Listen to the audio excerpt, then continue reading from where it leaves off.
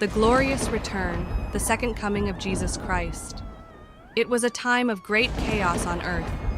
Wars raged, nations trembled, and darkness seemed to cover the world. Many had forgotten the teachings of old, and love had grown cold in the hearts of men. But among them, there were still those who remained faithful, waiting for the promise of their King. One evening, as the sun set behind the hills, a great trumpet sounded from the heavens. The sound was unlike anything ever heard before. It echoed across the world, reaching every nation, tribe, and people. Those who believed in Christ looked up with joy, for they knew what was coming. The sky opened like a scroll, and a brilliant light filled the heavens. Suddenly, Jesus appeared, riding on a white horse, clothed in a robe dipped in blood. His eyes burned like fire, and on his head were many crowns.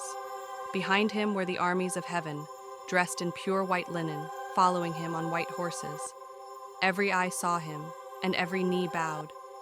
Those who had rejected him trembled in fear, while those who loved him rejoiced. The great battle between good and evil had begun. The beast and the false prophet, who had deceived the nations, were captured and thrown into the lake of fire. The enemy of God was defeated, and peace was restored.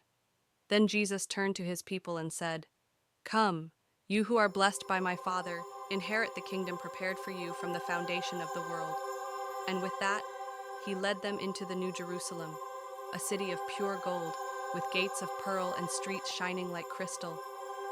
There was no more pain, no more sorrow, and no more death. And so, the promise was fulfilled.